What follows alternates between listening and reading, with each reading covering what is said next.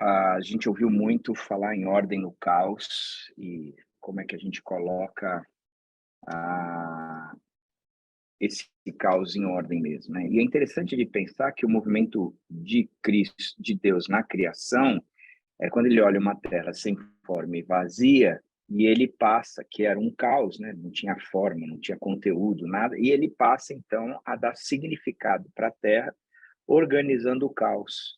A história se repete, por exemplo, em Tito, quando Paulo exorta ou ensina Tito, dizendo: olha, a razão de eu estar te colocando aí, Tito, em Creta, é para que você organize o que está faltando e aí estabeleça liderança em todas as áreas. Ou seja, o caos é algo que a gente enfrenta, mas a gente não deve fugir do caos. A Bíblia nos ensina que o cristianismo é composto, formado por aqueles que de fato enfrentam o caos para fazer exatamente o que Deus fez na criação, que é dar conteúdo e dar forma e conteúdo para aquilo que Deus criou.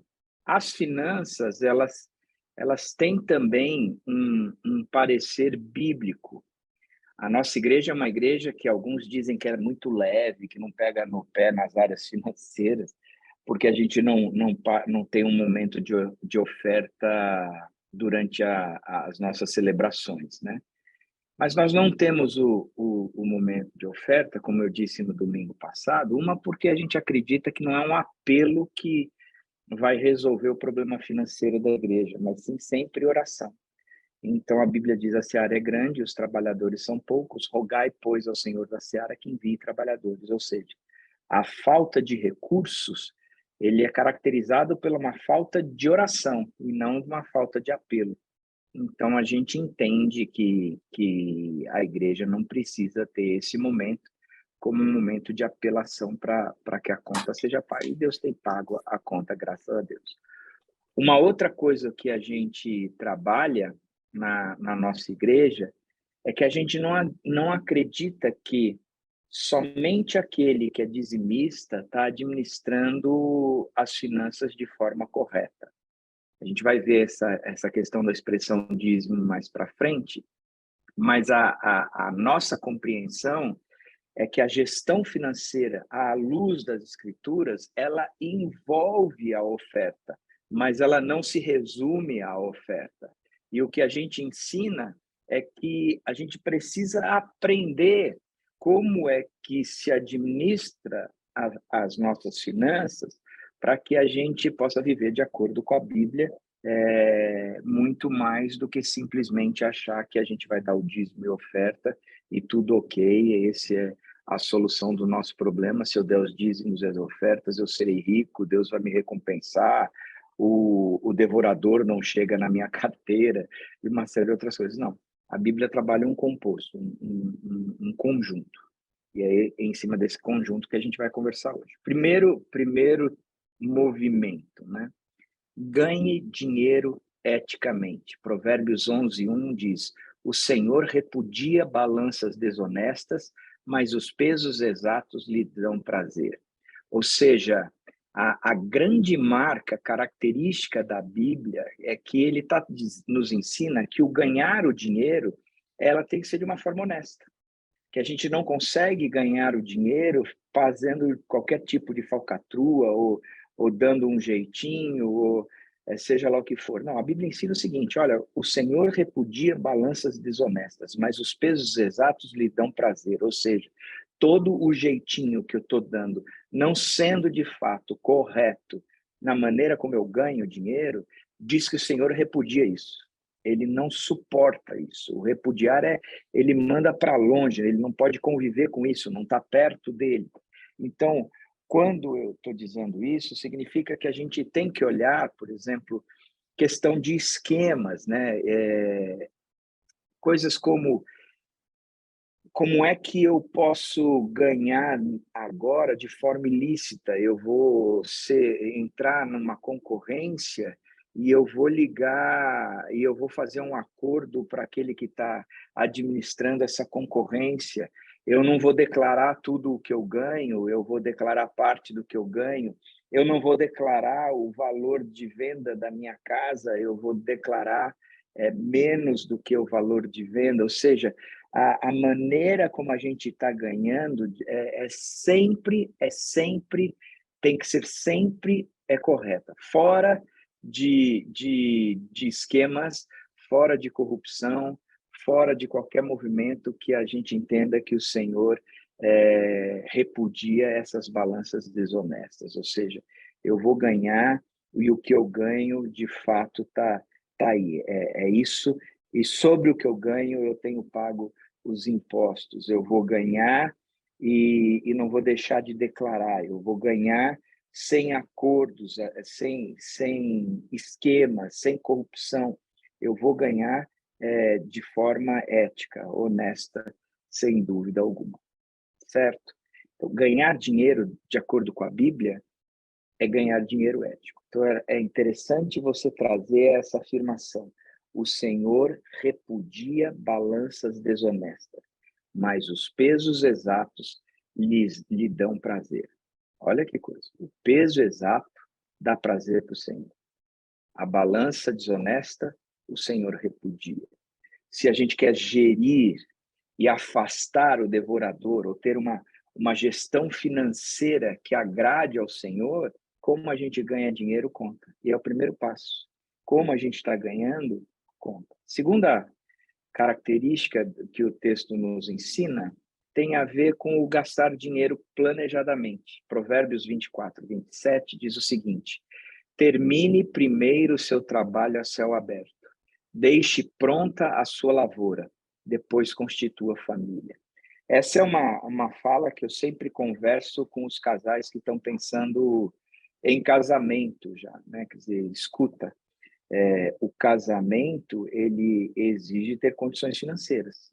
Você casar na dependência que teus pais vão continuar pagando ou os teus sogros vão continuar pagando, essa não é uma visão correta bíblica. A visão correta bíblica é que o homem tem que deixar pai e mãe. E ele vai trabalhar de acordo com o que deve. Então, por exemplo, termine primeiro o seu trabalho a céu aberto, ok? Deixe pronta a sua lavoura, depois constitui a família. Na tradição judaica, o casamento consistia exatamente nisso. O pai do noivo e o noivo iam na casa do pai da noiva e da noiva e eles estabeleciam um acordo pré-nupcial, ou seja, o meu filho está noivo da sua filha é noiva do meu filho, então agora existe um acordo entre eles e a gente vai resolver tudo o que precisa ser feito. E o que acontecia? O filho voltava para a casa do pai, e ali ele construía um cômodo a mais, uma edícula a mais, um puxadinho a mais lá, para que ele pudesse receber a sua esposa ali. Ao mesmo tempo, ele preparava o campo, arando a terra, semeando e esperando a colheita, aonde ele ali estava pronto, porque ele tinha um lugar para trazer a sua esposa, mas também tinha sustento para a sua família. Então ele saía ali e ele ia, sem dúvida nenhuma, carregando, levando a sua esposa para casa. Mas ele completou primeiro o trabalho que tinha que completar. Portanto, planejar é essencial. A gente não consegue administrar as finanças sem planejamento. É fundamental o planejamento. Creio que a frase tempo é dinheiro, ela seja verdadeira, mas a recíproca dela também é verdadeira. Ou seja, se tempo é dinheiro, dinheiro também exige tempo. A gente precisa aprender a controlá-lo, aprender a gastá-lo de acordo com o que eu recebo, e aí os princípios bíblicos que virão pela frente.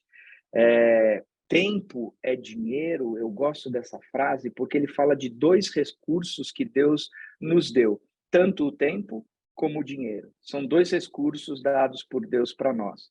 Se eu não administro o meu tempo na ponta do lápis, eu perco as coisas que eu tenho para fazer. Eu acabo confundindo ou bagunçando a minha agenda.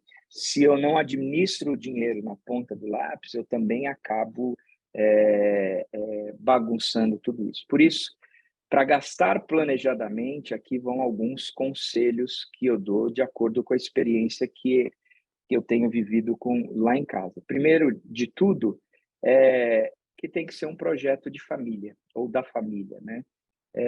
O que isso significa? Significa que eu não concordo muito com orçamentos onde eu tenho o meu e a Dani tem o dela. Nós casamos e nos tornamos um, e o um em todos os aspectos. E o projeto da família significa que a gente tem que estabelecer e estar de comum acordo, ou planejar isso junto. Aonde a gente quer, como é que a gente vai trabalhar, como a gente vai gastar dinheiro, como é que a gente vai poupar, como é que a gente vai investir, como é que a gente vai ajudar as outras pessoas, quais são os padrões da gente e assim por diante. Então, eu não acho que tem que ser uma entrada só, ou só pode ser depositado numa conta corrente. Não, eu acho que você pode ter a tua entrada e a entrada do teu marido, sem problema algum, mas o orçamento ele é feito numa entrada só e numa despesa só. Tem que ser feito em família. A segunda coisa é que ele é fruto também de estabelecimento de prioridades. Ou seja, a família vai olhar e vai estabelecer as suas prioridades. Vou dar alguns exemplos que eu e a Dani a gente tem praticado desde que a gente casou. Uma das prioridades da gente era ter recursos, parte do nosso orçamento, aplicado na formação das crianças, dos meninos, né? Então, a gente gostaria que eles estudassem num colégio, não é o top, mas um colégio razoável, que pudesse entrar dentro do nosso orçamento. Para isso, a gente tinha que enxugar algumas coisas. Então, quando nós nos mudamos para Vinhedo, a gente tentou morar em condomínio, mas o custo para nós era alto e ele sacrificaria a prioridade dos meninos na escola. Então, a gente veio morar fora de condomínio. A gente morava perto da escola, eles iam a pé, já numa fase um pouco mais avançada, o término do ensino fundamental e o médio, eles estavam ali perto, então eles iam a pé e uma série de outras coisas, a gente podia vê-los estudando numa escola que a gente curtia bastante. Mas a gente fez isso em prioridade. Por causa disso, a gente tinha um carro 1000, a gente morava perto da onde eu trabalhava, a gente morava perto da onde eles estudavam. A Dani foi trabalhar no colégio como recepcionista, porque ajudava a gente no bancar o custo de estudo, mas era uma prioridade da família. A gente entendia que isso é uma prioridade nossa. Uma das nossas prioridades também, a gente gosta muito de viajar. Então, a gente tinha esse acordo em família. Olha, tudo que a gente puder guardar para fazer viagem, a gente vai fazer. E a gente, de fato, essa era uma prioridade. Os meninos viviam de acordo em época de viagens, o pedido de Natal deles, de presente de Natal para as avós, para todo mundo, me dá em dinheiro que eu quero viajar. Então, isso era algo que a gente gostava de fazer, gosta de fazer até hoje, e a gente, dentro do nosso orçamento, foi aplicando estas prioridades. Quais são as prioridades? A gente vai viver de aluguel ou a gente vai comprar uma casa. Ok, essa é uma prioridade estabelecida num projeto de família. Eu quero trocar o carro. Eu quero fazer uma plástica, erguer aquelas coisas que estão caídas. Eu quero preencher aqueles buracos que estão evidentes. Então, eu quero, sei lá, a prioridade trocar o meu carro por um mais novo, mas é um projeto de família onde todos vão trabalhar para acontecer ou para realizar esses projetos. E a terceira coisa, procure a ferramenta que melhor se adapte, ou seja, o controle financeiro planejadamente, ele tem que ser feito um controle na ponta do lápis. Não dá para ser gastar planejadamente sem que haja um controle extremamente criterioso em cima de que gasta, onde gasta, como gasta, por que gasta e assim por diante. Eu sou um cara que, na área financeira, eu não administro nada bem. Mas a Dani, pelo contrário, a Dani administra dela olhar uma planilha e saber se os centavos ali tá errado ou tá correto. Eu já olho a planilha e aí eu pego uma célula e a outra, eu fico somando duas células para ver se o resultado da terceira é a soma dessas duas células, porque eu não entendo, assim, para mim, a leitura de uma planilha é um negócio mais difícil, bem diferente da facilidade que a Dani tem. Estava agora com o Fabian. O Fabian se tornaria o melhor amigo da Dani. Ele me mostrou uma planilha que ele fez com fórmulas, cuidei que já sai um resultado final, que resolveu a vida dele, tirou um peso. Eu fiquei olhando para aquilo assim, eu não sinto nem peso por falta dessa administração. Assim. Mas lá em casa a gente administra de forma bem projetos de família, em cima de prioridades, procurando a ferramenta que melhor se adapta. A Dani ama Excel. A Dani gosta tanto de Excel, tanto de Excel. Para vocês terem uma ideia, quando nasceram os meninos, ela tinha planilha de mamada do peito que as crianças mamavam. Olha, começou no peito esquerdo, durou 3 minutos e meio. E aí eu transferi para o peito direito e demorou 2 minutos. Na próxima mamada, ela registrava. Então, como eu terminei no esquerdo, eu começo no esquerdo, que está mais cheio que o direito, e depois eu vou para o direito. Gente, era um controle porque a Dani, assim, ela gosta de ter essas coisas planejadas, controladas, saber como as coisas funcionam.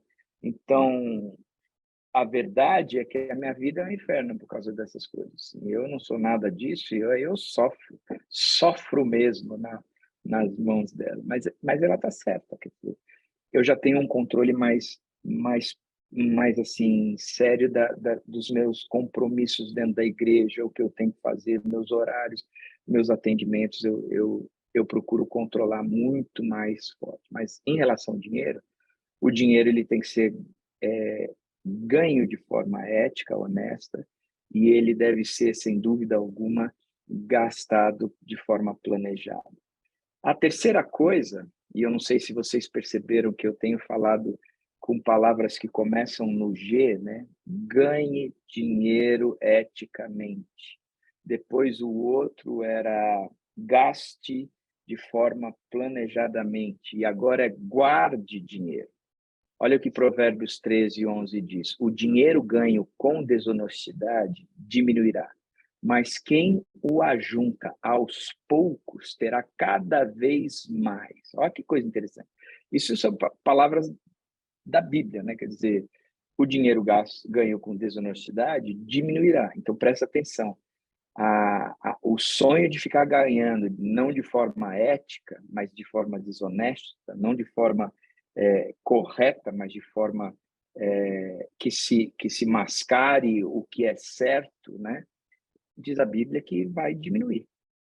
Mas aquele que ajunta aos poucos, olha que interessante, ajunta aos poucos, terá cada vez mais. Então, o guardar dinheiro é um incentivo bíblico, é de uma certa forma um princípio bíblico. Então, por que a gente guarda dinheiro? Para os imprevistos. Batida de carro, uma doença, seja uma possível manutenção da casa, furou um cano, seja lá o que for. A gente tem que ter guardado isso. Essa semana, ou não, semana passada, roubaram o carro do Felipe, né? Entortaram a porta, abriram o carro e roubaram o step.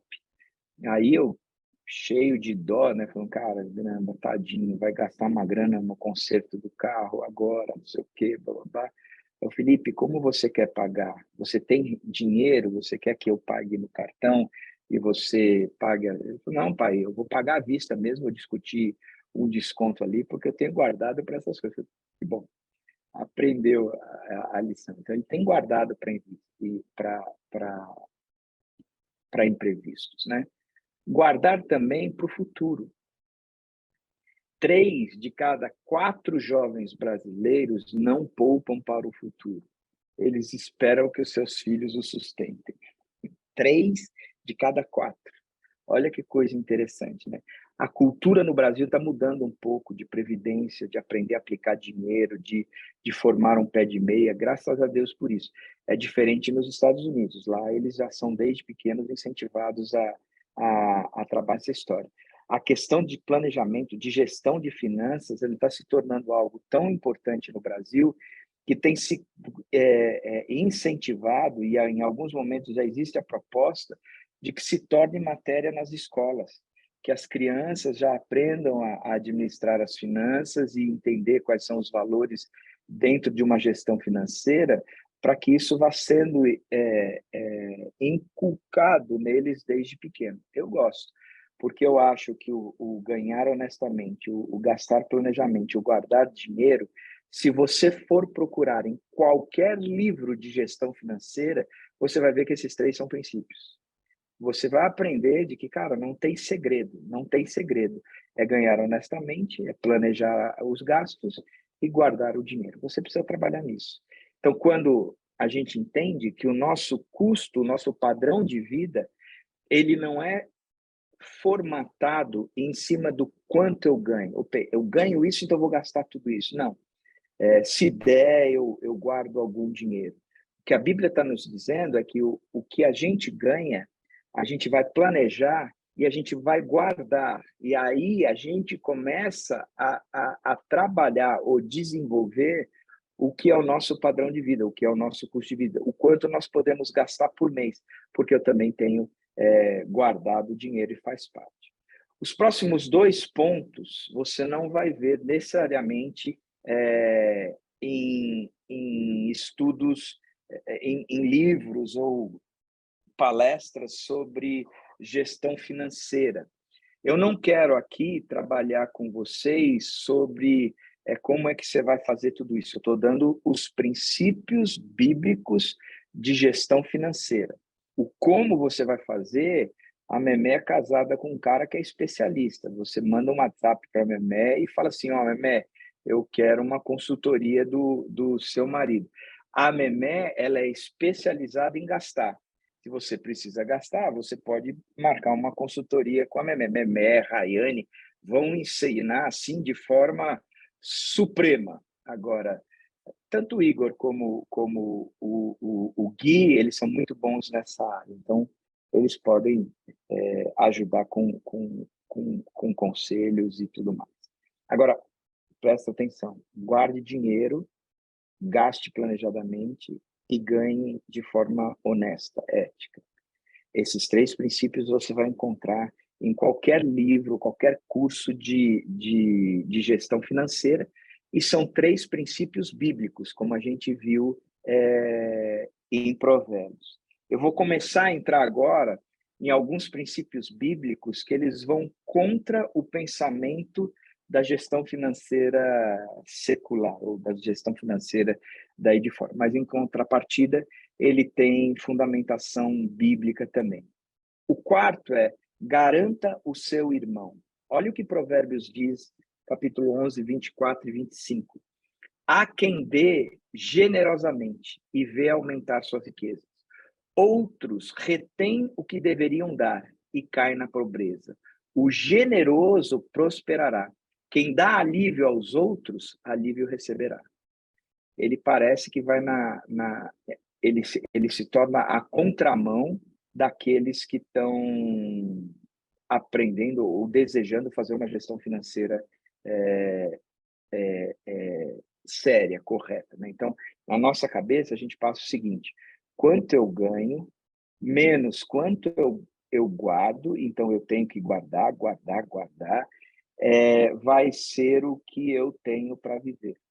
Então, aqui não existe um processo de você repartir, existe um processo de você guardar, de juntar para si, de trazer para perto de você o tempo todo. Mas a Bíblia diz que o dinheiro não pode se tornar o nosso Deus. A raiz, o amor ao dinheiro é a raiz de todos os males. A Bíblia diz que aonde está o teu tesouro, aí também estará o teu coração, e você não pode agradar a Deus e ao dinheiro, né, mamon? Não dá para agradar os dois. ou você vai agradar um e entristecer o outro, ou você vai entristecer o outro e você vai agradar o outro e entristecer um. Não tem como você partilhar dos dois. Por quê? Porque a Bíblia trabalha mais no tema dinheiro do que o próprio conceito de salvação. Porque o dinheiro se torna um ídolo, o dinheiro toma conta ou o lugar de Deus. Então ele está falando, escuta, você quer ter uma gestão financeira de acordo com o coração de Deus, os princípios e valores de Deus, então você vai, sem dúvida nenhuma, ganhar dinheiro de forma honesta, você vai gastar o seu dinheiro de forma planejada, você vai guardar para as intempéries, para o futuro, mas você também vai garantir o seu irmão. Porque garantindo o seu irmão é um dos passos que você dá, dizendo o dinheiro não é o meu Deus, eu sou aberto dessas coisas. Então ele diz, há quem dê generosamente e vê aumentar as suas riquezas. Outros retêm o que deveriam dar e caem na pobreza. Olha que coisa, eu começo a compor o meu orçamento a partir do que eu ganho, certo? E eu ganho de forma honesta. Então, eu vou planejar. Dentro do meu planejamento, eu tenho que trazer aqui o conceito de guardar. Mas eu também tenho que colocar o conceito de distribuir. Eu guardo, mas eu também distribuo. Porque eu dou generosamente. E aí eu vejo aumentar o que é engraçado que é uma das maiores aplicações financeiras, né? Há quem dê generosamente e vê aumentar as suas riquezas. Outros retêm o que deveriam dar e caem na pobreza. O generoso prosperará. Quem dá alívio aos outros, alívio receberá. Uma das coisas que eu tenho visto são casais que durante a vida eles viveram de forma simples, mas eles nunca fugiram de ajudar outras pessoas. Nunca. Então você vê a pessoa empenhada em dar uma cesta básica para alguém, empenhada em pagar a faculdade de uma outra pessoa, o curso de uma outra pessoa, a conta de luz atrasou, eu vou lá, eu vou comprar remédio para eles, eu vou ajudá-los na recuperação da doença tal. Enfim, você vê uma pessoa que entende que o pão que ela ganhou não é um pão dela, mas um pão é nosso. Dai-nos hoje o pão nosso de cada dia. O pão não é meu, é nosso. Significa que aquilo que eu recebo, ele também deve ser para ser distribuído com o próximo, para ser garantido com aquele que não tem. Porque esse tem a ver com um princípio bíblico. Então, o princípio bíblico ele vai na contramão dos fundamentos financeiros que a gente aprende. Você tem que guardar, você tem que guardar, você tem que investir em você. Aí a Bíblia está dizendo, ok, você tem que guardar, mas você também tem que garantir o seu irmão. Então, a generosidade tem que ser marca do cristão. Não tem como fugir disso. A generosidade, ela é sem dúvida nenhuma a marca do cristão. Então, primeiro G, ganhe honestamente. O segundo, gaste planejadamente. O terceiro, guarde para o futuro. O quarto, garanta o seu irmão. E o quinto é um princípio bíblico do Novo Testamento, que é a gratidão a Deus. Malaquias 3, 6 a 11, Deus diz assim, de fato, eu, o Senhor, não mudo. Por isso vocês, descendentes de Jacó, não foram destruídos. Pode um homem roubar de Deus? Contudo, vocês estão me roubando. E ainda pergunto, como é que te roubamos? Nos dízimos e nas ofertas. Tragam o dízimo todo ao depósito do templo, para que haja alimento em minha casa. Ponham-me à prova, diz o Senhor dos Exércitos, e vejam se não vou abrir as comportas dos céus e derramar sobre vocês tanta bênção que nem terão onde guardá-la. Impedirei que pragas devorem as suas colheitas, e as videiras nos campos não perderão o seu fruto, diz o Senhor dos Exércitos. Uma mensagem dura, concorda? Diz, vocês estão me roubando quando vocês não participam dos dízimos e das ofertas. Uma coisa que a gente precisa entender, e é por isso que eu trouxe esse texto de Malaquias primeiro, é o que significa o conceito dízimo. Dízimo é uma expressão do Velho Testamento e era um tributo, um imposto. Existia uma das 12 tribos, uma era dedicada a administrar e a promover todo as coisas referentes à relação do povo com Deus, ou seja, as celebrações, a guarda do templo, os sacrifícios, o ensino, a adoração era feita por essa tribo. E eles, então, mantinham o templo em ordem, assim por diante. Eles não tinham casa, não tinham um pagamento, nem nada disso. Como é que a coisa funcionava? Deus disse o seguinte, vocês vão trazer aí o dízimo, e o dízimo será revertido para esse pessoal. O imposto que vocês estão pagando será revertido para esse pessoal. Olha que coisa. Era um imposto, e um imposto de 10%. Eles tinham que recolher esses 10%. Quando a gente chega no Novo Testamento, a gente não ouve falar em dízimo.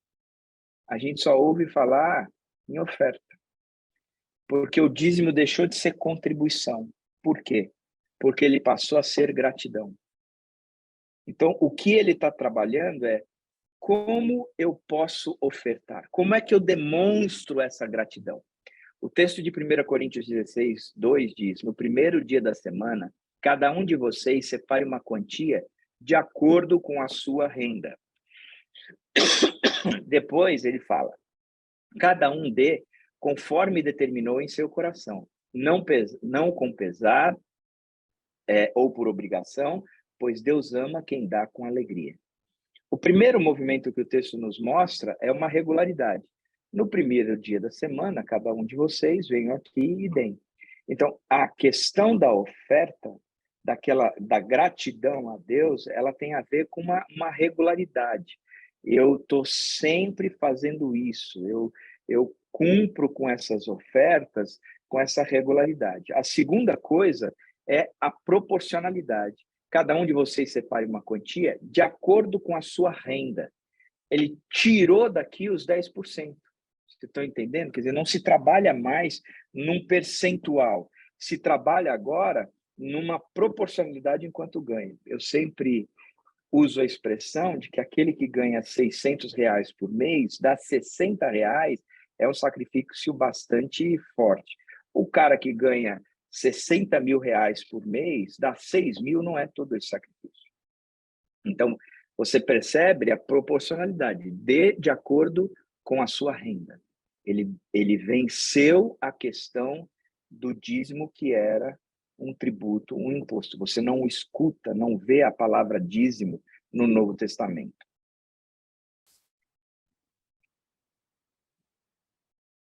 E uma terceira coisa é liberalidade.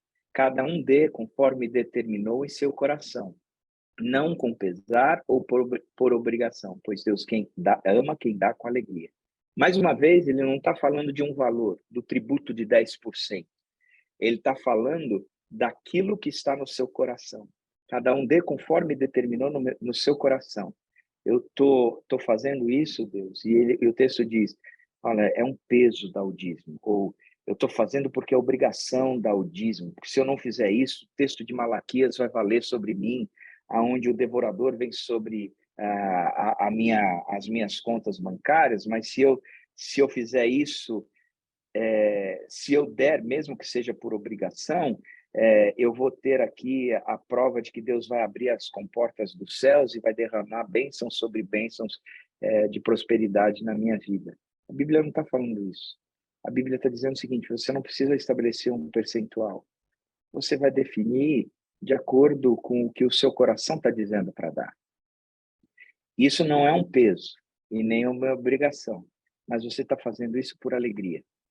Eu tenho gratidão no meu coração, gratidão por Deus ser o meu Deus, gratidão por Deus ser aquele que supre todas as coisas, gratidão por entender que o dinheiro não me domina, por isso eu posso trabalhar em dois princípios que são contrários à administração financeira pessoal, que é garantir o meu irmão e, ao mesmo tempo, com gratidão a Deus. Ou seja, eu posso trabalhar dessa forma porque eu não estou preso ou acorrentado ao dinheiro.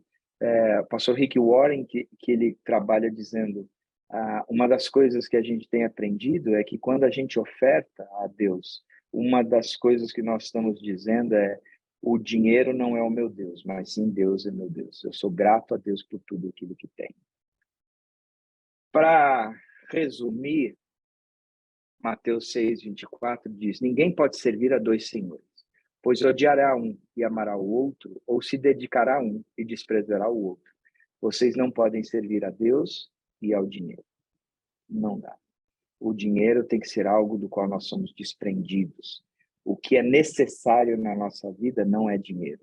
O que é necessário na nossa vida é o próprio Deus.